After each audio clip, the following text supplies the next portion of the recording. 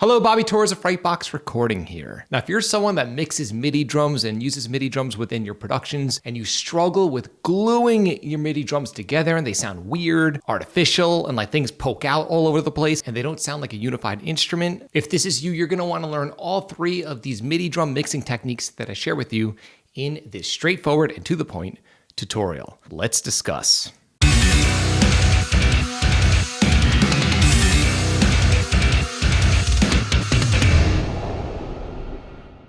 Now, before we dive into today's tutorial, I just want to let you know that we live in the absolute best time in human history to be a hard rock or metal engineer that records out of their home studio. And it all comes down to these simple tools called MIDI drums and amp sims. The issue is that so many of us make the exact same mistakes over and over and over again, and it's really a shame because it holds so many of us back from producing the results that we are really after in our home studios. Now, I don't want this for you. I want you to produce professional results with the gear and plugins that you're currently using, and because of this, I put together something called my MIDI drums and amp sims production checklist. This straightforward and to the point checklist clearly lays out all of these issues that so many of us are guilty of when working with MIDI drums and amp sims, so you can become aware of these issues and skip over them and achieve professional results, again, with the MIDI drums and amp sims that you're currently using. The MIDI drums and amp sims production checklist is absolutely free right now, and you can have direct access by clicking the link below in this video's description. So before we dive into the tips, I just want to let you know that this tutorial is not really geared towards people looking to produce MIDI drums that sound overly plastic, where snare drums sound like cannons, or like the Terminator is playing a drum kit. It's for people that are looking to produce more naturalistic and more organic sounding MIDI drums, even though they're using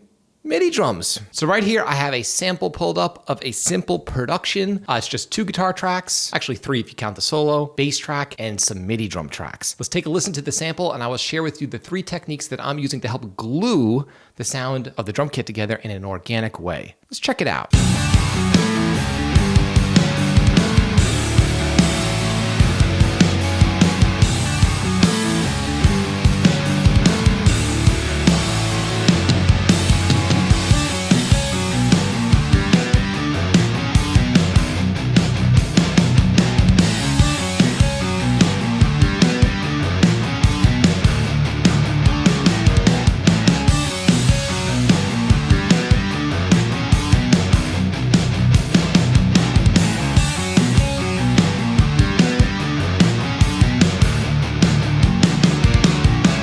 So in my opinion, that's a pretty warm sounding mix, and the MIDI drums sound pretty realistic and very earthy. Now, the one mistake I hear people make all the time with their MIDI drum tracks is that they forget that there are these things called room mics. Everyone's obsessed with compression, EQ, what reverb I use in my mixes, when in reality, you have a great tool right at your disposal within your MIDI drum software called, again, the room mics. So if we solo these drums without the room mics, take a listen to what they sound like.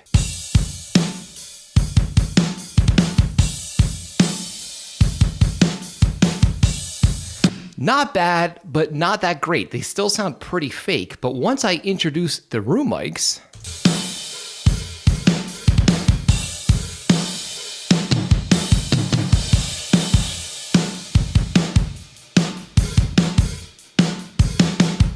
and these are just the room mics that come with EZdrummer. I've exported them and printed them down, and that's all I'm using. As far as EQ, just rolling off some bottom and top, no compression, and I'm just delaying the room mics each by 20 milliseconds to create more of a spacious kind of sound around the kit in an organic way. And again, this isn't coming from reverb. It's coming just from the room mics within EZdrummer, but people seem to forget all about ambient mics when utilizing MIDI drums, and it's a shame. Utilizing more of the ambient mics will help glue the sound of your kit together in an organic way that compression won't do or accomplish, and reverb won't really accomplish. These room mics are samples of the actual kit recorded within an acoustic environment from a distance in reality. So even though you're mixing MIDI drums, it's still a capture of the MIDI drums at the source from a distance, and that's how we hear drums in the real world. So that's straightforward and simple and to the point. Tip number 1, use more room mic in your MIDI drum tracks, you'll be surprised at just how much more realistic your MIDI drums will sound when implementing them in a tasteful way. And this leads me to tip number 2 that I don't really hear people mentioning too much on the internet. If you are mixing MIDI drums and you want a sound similar to the one that I have here, do not over-compress your drum bus. I often find that when I'm going for this style of production, I don't use any compression on my drum bus and I don't use any parallel compression at all. Remember, MIDI drums are perfect, too clean. And if you over-compress sources like that, they're gonna poke out and sound strange in general. Again, certain genres of music this works well for. Maybe you're doing technical death metal or gen or something like that. But for production like this, I shy away from parallel compression and compression in general because I want the drums to sound very, very open and spacious. Now, what I am a fan of as far as gluing my drum tracks together is using some subtle tape compression. Now, I don't categorize this as compression, for example, like when using a regular compressor, because it's much more subtle and all it's really doing is reducing transient in a very natural way and also adding harmonics as well. So I'm gonna play the track back without my tape saturator, and then I'm gonna intermittently engage the tape saturator and see if you could spot a difference.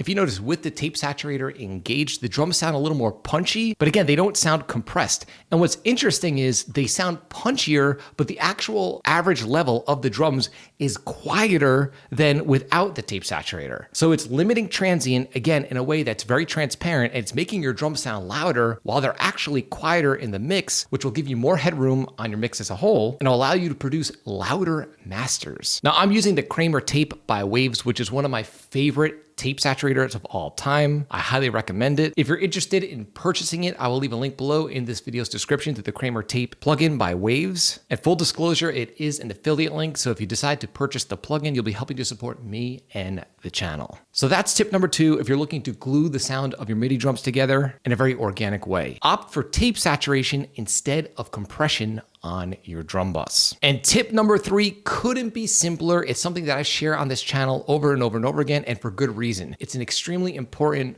workflow habit to get into when mixing MIDI drums and amp sims. And that tip is to print your MIDI drums down to audio and to not over-process your MIDI drums.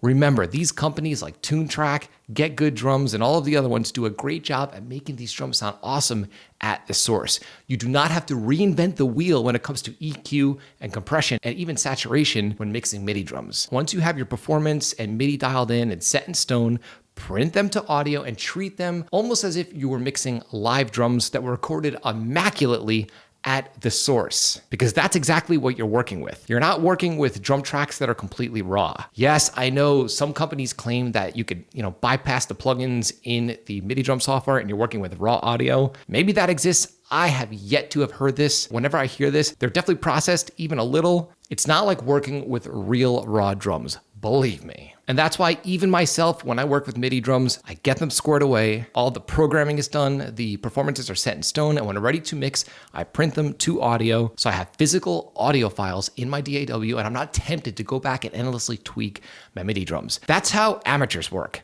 not pros. So there you have it. Those are 3 techniques that I utilize to help glue the sound of my MIDI drums together that I just don't hear people talking about enough on the internet, if at all. And there are techniques that I rely on heavily when producing music all in the box with MIDI drums and amp sims. And again, if you're looking to skip over these mistakes that so many of us are guilty of when utilizing these tools in our home studios, you can have direct access to my MIDI drums and amp sims production checklist so you can become aware of these pitfalls and skip over them to produce better, more professional sounding results with the MIDI drums and amp sims that you're currently using in your home studio at this time without spending any more money. That's unnecessary. The MIDI drums and amp sims production checklist is absolutely free right now, and you can have direct access by clicking the link below in this video's description. So I'm curious to know, did you learn something new with this video? Did you ever think to use more room mic from your drum software to help glue the sound of your kit together? Or to maybe use less compression or no compression on your drum bus and to replace that with tape saturation and not overprocess your MIDI drums in the first place? Leave a comment in the comment section below. I'd love to hear your opinion and what you've been up to